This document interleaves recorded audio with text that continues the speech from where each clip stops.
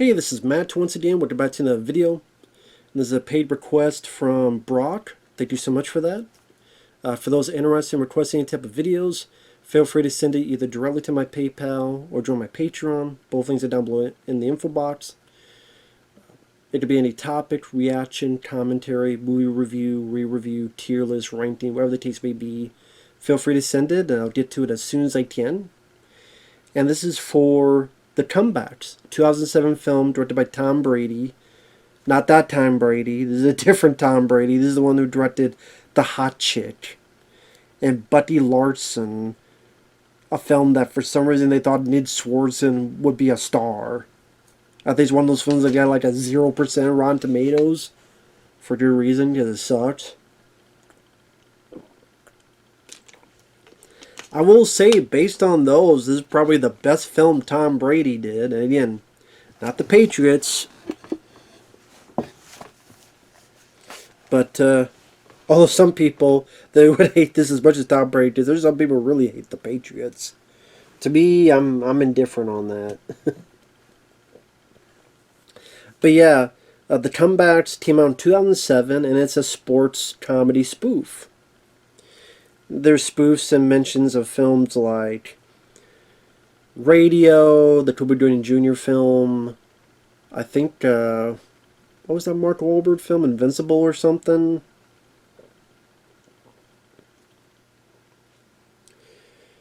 There's a few other, parodies they do. It stars David Kitchener. He's a guy who is the sports reporter in Anchorman 1 and 2. He was one of the pilots in Snakes on a Plane. He was in Piranha 3, Double D. He's been in a lot of stuff. Like, if you see his face, you go, oh, I've seen him in something. Like, I'll recognize him. He's the lead here. Probably one of the only, maybe the only time he got to be the lead in a movie. And he is the worst coach. And I thought I had seen this film, but I got confused with another movie starring Andy Dick. I forgot what the hell that movie was called, but obviously, again, that was a different movie. I don't know how I got the two confused. Well, I'd probably say I like that movie more than the Andy Dick one, and I don't even remember what the hell that movie was called. But I did not know Carl Weathers is in this, and that was great to see, because I miss Carl Weathers. I was very saddened to hear when he passed away. Such an underrated talent. Underrated as hell. And it's one of those things where he's in it at the beginning and he's in it at the end. It's one of those things where I wish he was in it more. But it's nice to see him in it. It was nice to see something with him in it that I had not seen him before, if that makes sense. Because I miss the guy. I think he was a very talented guy. I think he could have been utilized more with his comedic talent. I mean, he was very funny in Happy Gilmore. So I think they could have gotten a lot more out of him. But the few bits they have, it was nice to see. Because at the beginning, it seemed like he was the assistant coach to David's character.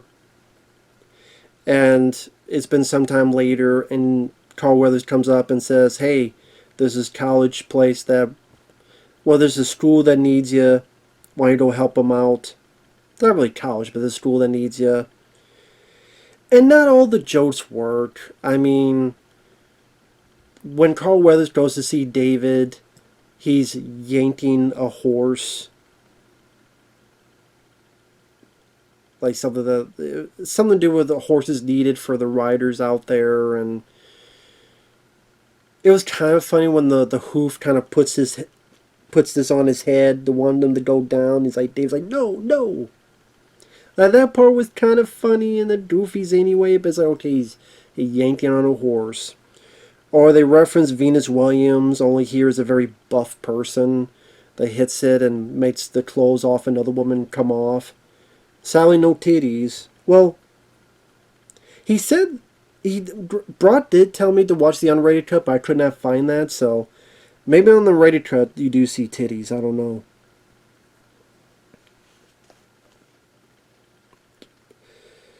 Now there is quite a few recognizable people in this movie. Cameo wise, Terry Tenney, who is I believe Trudy. Yeah, Trudy in Reno 911.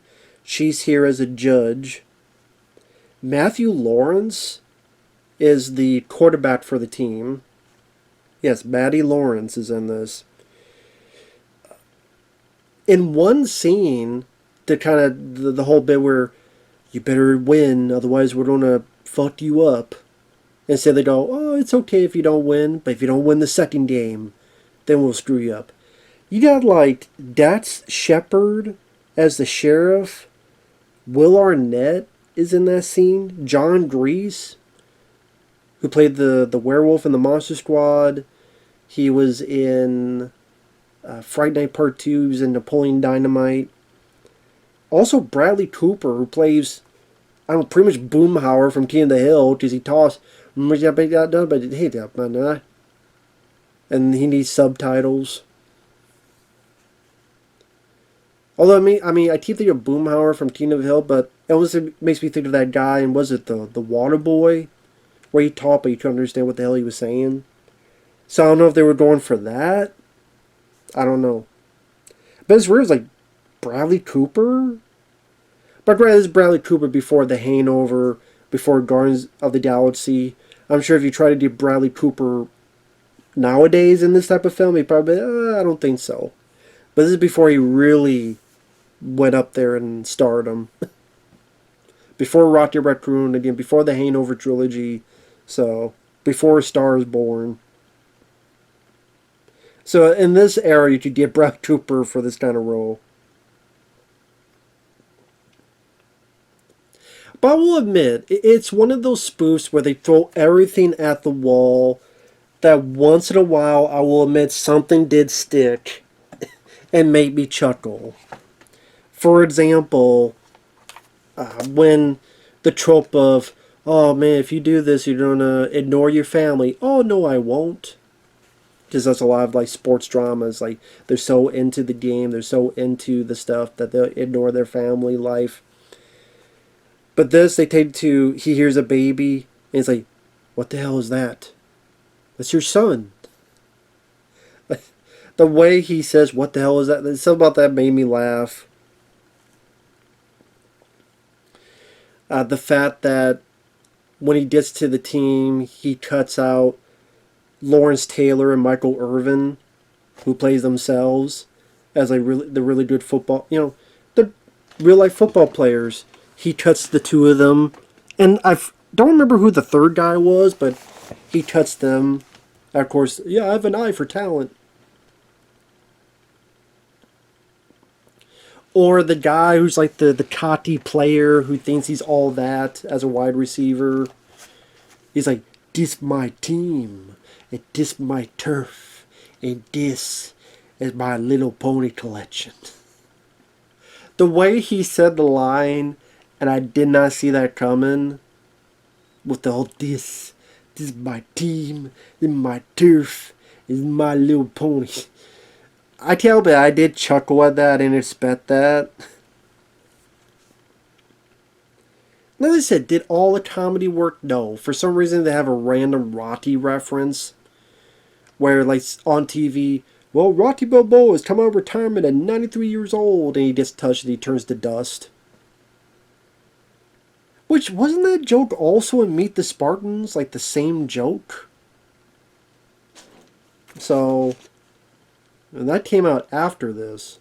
So did Meet the Spartans take a joke from this movie? Which I didn't think was that... Okay, it's a typical joke. Oh, Rocky's so old. This is after Rocky Balboa, which was 2006. Just a very lazy joke. Which, then a worse film, like Meet the Spartans, has no redeeming values to me. And they had to steal a fucking joke from this movie.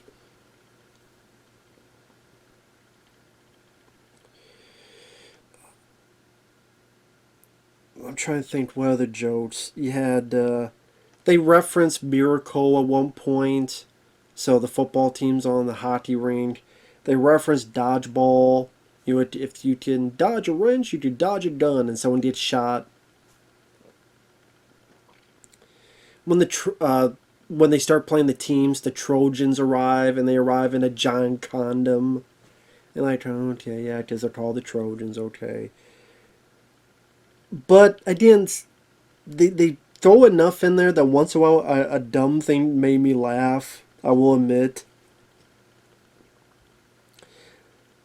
For example, a guy's called Odysee Turi, but David keeps calling him ACL tear.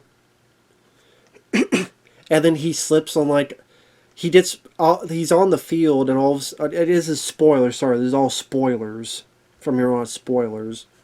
Sorry about that. If you look at the trailer and you look at the cover, you'll see if you want to see this movie or not. Up to you. But like all of a sudden he gets run over by a bus and run over by other stuff. But then he's fine.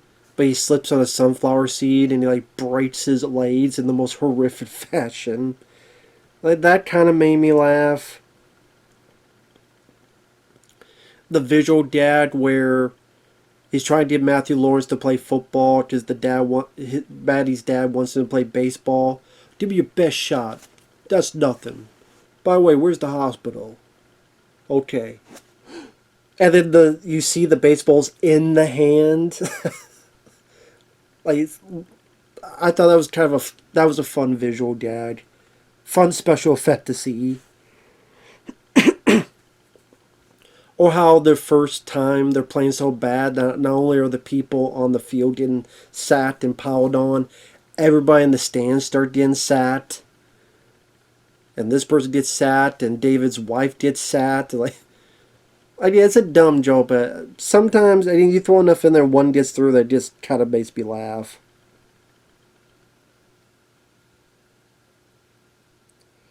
They do a Remember the Titans goof where the Denzel only gets the black players on, and the white guy's like, "Can I play? Are you kidding? Cracker's whack, and white don't cover black." Which I can't help but that line did kind of make me laugh. Cracked is whack, and white don't cover black.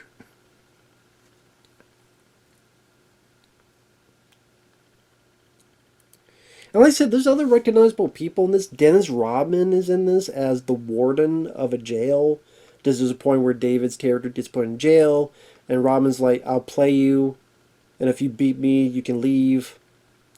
And then there's this point where, how about this? Even if you beat me, you still stay. So David like throws the ball, but it goes over it, and Rodman's like, "You better go get that ball." Okay. And then they open up the gate, and he goes in, and he's thinking nothing of it, and the ball falls to a taxi. He's ready to get it, and then he looks back and goes, "Okay." Then gets in the cab and drives away, and then Rodman's like, "Oh, man." Yeah, I know that's a dumb thing, but sometimes, like, I don't know what it is. I think, like, David Kushner, he works for this kind of movie, and he kind of sells this kind of stuff.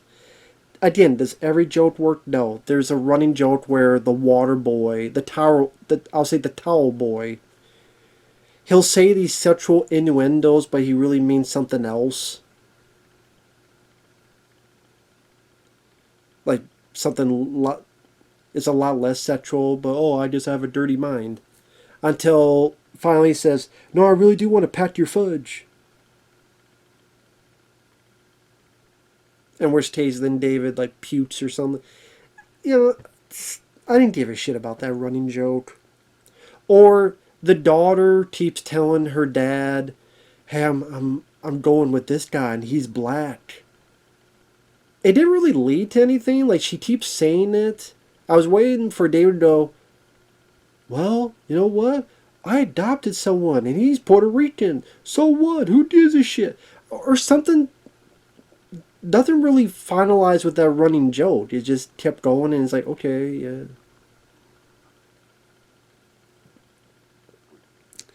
There's a bit where the team, in order to bond, they all sing the song from Journey, "Don't Stop Believin'." They have a guy that's supposed to be Robert Downey Jr.'s character Radio, but it's a guy named iPod who likes to hump legs. Granted, there's a moment of his where David is watching a film and you think it's one of those projectors, so there's like, but then he turns on, iPod, stop it! It's a damn DVD. What are you making that noise for? And then he's like, you see that he's on the wall making the noise, then he stops. So it's one of those movies, it's one of those spoofs that, again, like Airplane, like Hot Shots Per Dude, National Lampoon's Lethal Weapon 1, I think those are better than this, don't get me wrong. But it's one of those that throws enough out there that maybe you'll find stuff either that I did like or didn't like that you may laugh at. And granted, I will admit, after a while, it got a bit tiresome, and I checked the clock to go, how much do we have left? And a little sometimes goes a long way. I can't really say I cared a lot about the characters.